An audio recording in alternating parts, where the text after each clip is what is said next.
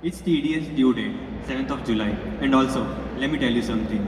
जिंदगी के सफर में गुजर जाती है जो ड्यू डेट्स वो फिर नहीं आती वो फिर नहीं आती आ तो जाती है मन, लेकिन पेनल्टी और इंटरेस्ट लेके आती है। I agree to that absolutely. So now, let's welcome our next paper presenter to enlighten us on the consequences of non-compliance of TDS, Ms. Disha Jain. Please welcome her with a huge round of applause.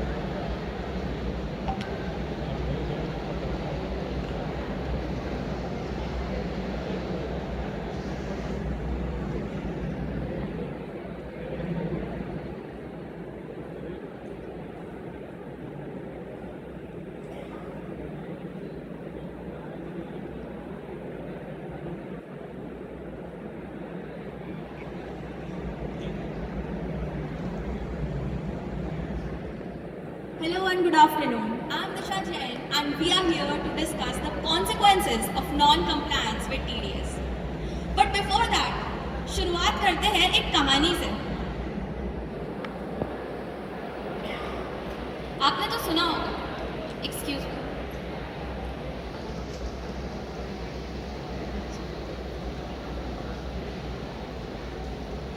आपने तो सुना होगा, देने वाला जब भी देता देता छप्पर फाड़ के। So my dear friends, a very similar thing happened with the fictional character of our story, Mr. Chhagan Lal. One fine morning, he wakes up with his wife shouting excitedly that they had won a lottery of 10 crore. He immediately signed up for a residential property just besides the Antilia. But you know what? Upon realizing that he needs to deduct and pay TDS at the rate of 1% under section 194 IA, he deducted the tax but thought that why not keep the money with himself? Since he had already given up 3 crore of his fortune to the government in the name of TDS under section 194B at the rate of 30%. Mr. Chhagan Lal does not consider it necessary to pay a further 7 lakhs to the government. So you, my friends, will be curious that will there be any consequences for such non-compliance or not? So let's check it out what the Income Tax Act has to say about it. Reading the provisions of section 201 subsection 1, we understand that any person who is required to deduct or pay TDS in accordance with the provisions of the Income Tax Act, if he does not deduct or does not pay, or after so deducting fails to pay the amount to the government, is deemed to be an assessee in default.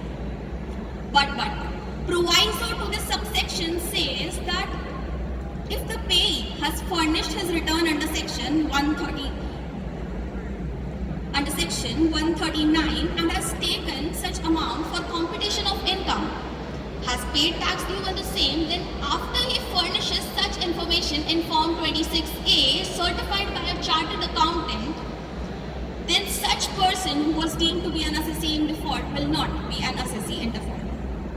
Now, so what if that person is deemed to be an assessee in default? He, my friends, will be liable for a penalty under section 221 and interest under section 201 subsection 1A. So let's see what is the penalty under 221. When an assessee is in default or is deemed to be in default in making the payment of tax, he shall be liable to the penalty as the assessing officer directs. However, that amount of penalty shall not exceed the amount of tax in arrears, which also means be equal to the amount of tax. But before levying any such penalty, he shall be given a reasonable opportunity of being heard. And if he proves to the satisfaction of the assessing officer that the default was for good and sufficient reason, no penalty shall be levied. Along with this, there is another provision for payment of interest for not paying TDS on time.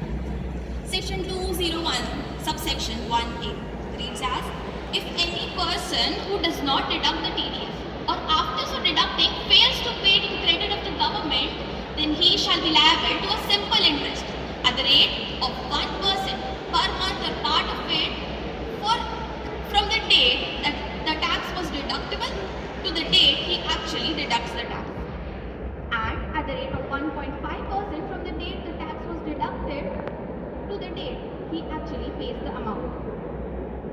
Therefore, as we know, Mr. Chhagan Lal, he deducted the amount from the payments to be made to the property owners but did not pay to the government. He shall be deemed to an assessee and in default. And since there was no good and sufficient reason, he will also be liable to a penalty under section 221.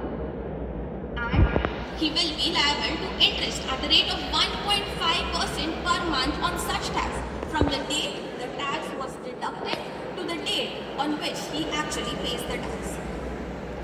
Now, since Mr. Chhagan Lal did not pay his TDS, he has also not filed his TDS statement, and a fees would be chargeable under section 234E. So what is this section?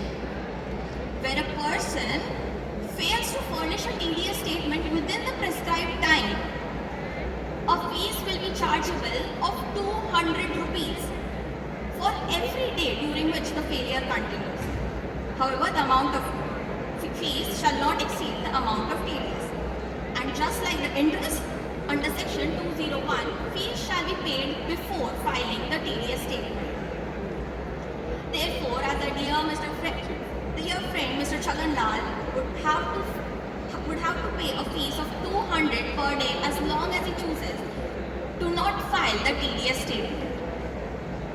Also, if the statement is filed later than 1 year from the due date, then an additional penalty under section 271H shall be levied, which shall not be less than 10,000 rupees but can extend to 1 lakh.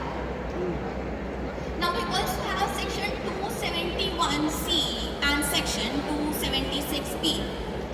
So what does these sections say? Section 271C calls for a penalty in case where non-compliance is regarding failure to deduct TDS or non-compliance of TDS under specified sections where payments were in kind or partly in kind and partly in cash, and it was the responsibility of the person receiving either the lottery in kind or any other income in kind as specified under section 194B, 194BA, 194S and 194R. But in such cases, even the payer is responsible to ensure that taxes have been paid and to deduct TDS upon the portion of it that is provided in cash. In case of non-compliance from either of the party, they shall be liable for penalty under this section, which shall be equal to the sum of its tax. So till now we came across two types of penalties, section 271C and section 221. So on further analysis of both these sections, we understand that non-deduction of tax, that's section 271C,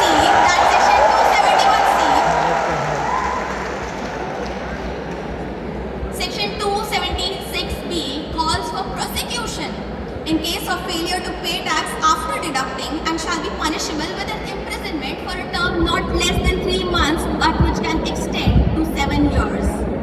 But in this regard, a notification by CBDT clarifies that no prosecution shall be processed where amount of non-payment is less than 25 lakhs and delay is less than 6 months. So here Mr. Chhagan Lal is lucky enough to be saved from both these sections.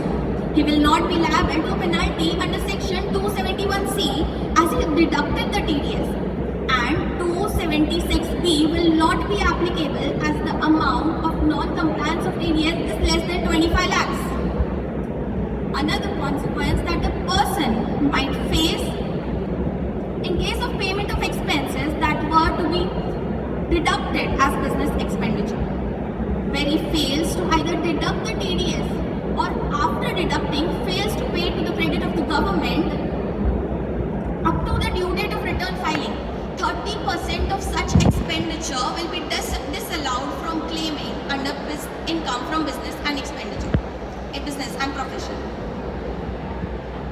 In case of a payment to non-resident, 100% of such expenditure will be disallowed. But figure not, it's a chill section because you will be allowed to deduct the disallowed portion in the next previous year when you rectify the non-compliance.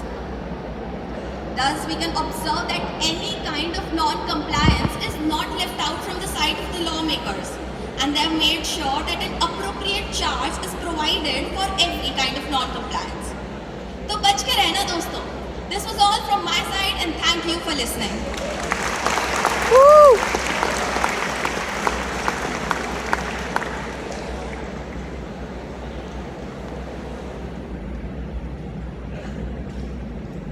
Thank you, Ms. Disha, for presenting such a well-researched paper with us.